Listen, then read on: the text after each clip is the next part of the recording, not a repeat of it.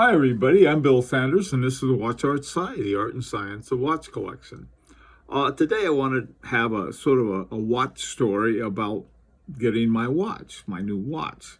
I had talked about earlier about all of the stuff I went through. I went after one watch and then decided that was not the one, and then I went to another one and that didn't work out, and finally I was looking around and I saw this same one that I didn't get.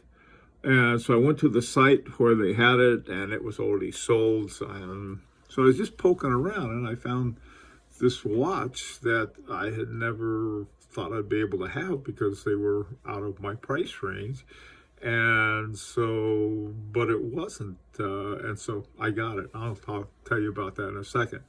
Anyway, so I got the thing. And after going through all of this rigmarole, finally I had it sent and everything.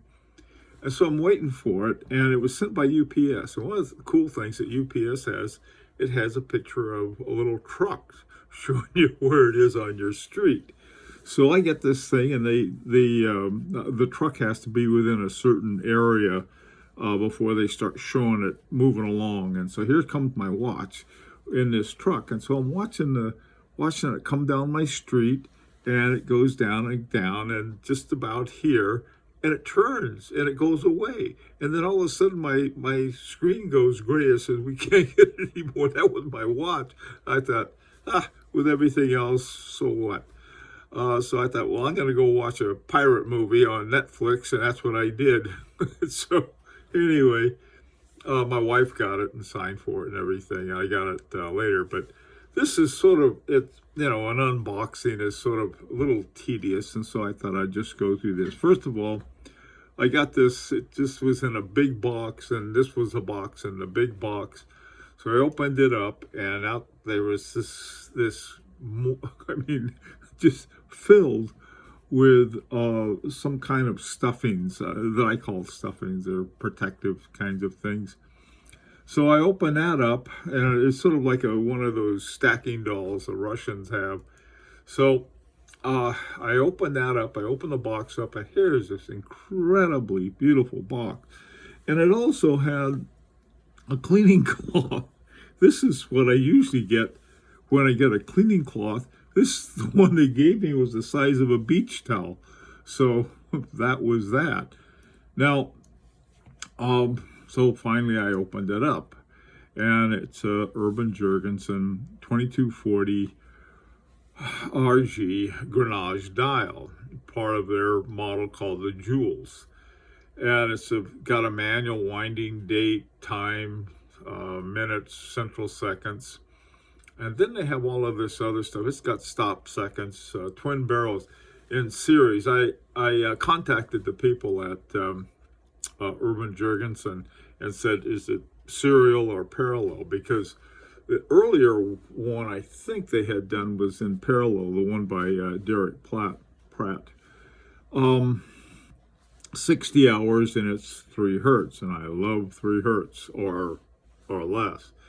40 millimeters, so it was a good size, and it had what are called contemporary tapered lugs. This is different than the teardrop lugs, but I like them a lot. I'll explain why in a second. And then it has a domed sapphire crystal and open back with flat with a flat crystal. So this was a watch that I really like. One of the things about it, I don't know why, because the Grenache surface on it, and here it is right here, the Grenache surface makes it very, very easy to see the time. It's like, it sort of makes everything stand out. And so this was sort of a plus from it. Sometimes, because I like enamel and porcelain surfaces, but sometimes you get glare with them and it goofs it up. The back of the watch, this is from the back, you got you can see the finishing is really, really excellent on it. The other thing about this, though, that I wish it didn't have. It has these huge plates, and so you can't see a lot of the movement. You can see uh, the balance wheel and the bridge going across it and everything, but the rest of it is under a lot of of metal.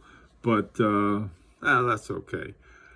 Now the hands, you can see here the grenage. The grenage sort of looks like a rough finishing. And the hands are also handmade. And they have what's called observatory hands. And this is one has the big eye at the end of it, and then the other one is pretty straight. Now the way grenage is made, they start with a hunk of silver, solid silver, and then they take this extra fine engraving and engrave the numbers and the other markings on the watch. And once they're finished with that, then they fill it with lacquer. They fill the engraving with lacquer, and then they use diamond sanding on that to sand it all down. And after it hardens, they do that, and then they have this process. It's an electrical chemical process, and they use silver and salts, and they have, I guess, secret sauce. They mix it all together and put it in there to give you this finish. Now, if you look at closely, you can see all of the how much sort of rough it looks. But when you're wearing it as a watch, it's very smooth and very clear to tell the time with. The side of the watch, now this, like I said, it doesn't have the teardrop. It has, on my Parmigiani, it has these big, what are called horn lugs. And these lugs are like the teardrop lugs on the other Urban Jurgensens, are soldered on. And so you end up with a very comfortable fit. I don't know if you can see it here. You can see it there. The one I got. And so far, I wound it up. It keeps beautiful time. I haven't put it on my time grapher yet. You can get these in different metals. I prefer the gold.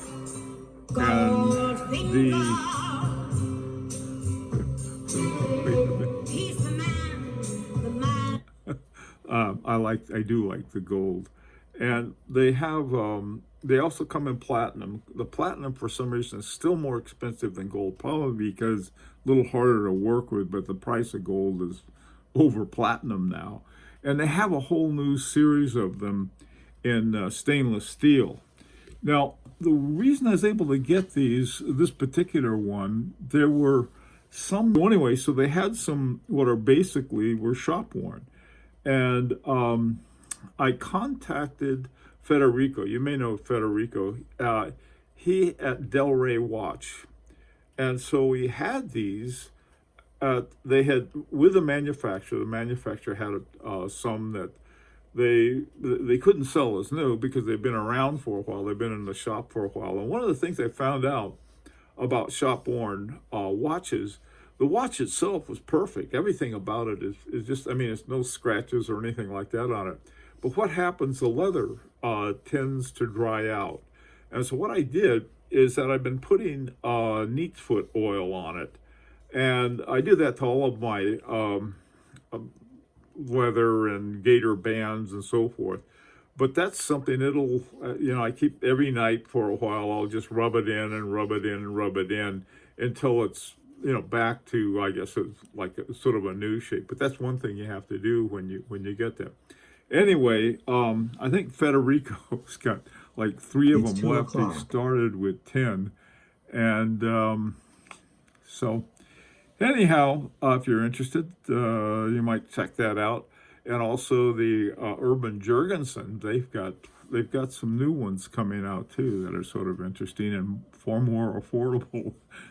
So anyway, let me know what you think. And until next time, this is Bill Sanders for Watch Outside, the Art and Science of Watch Collection.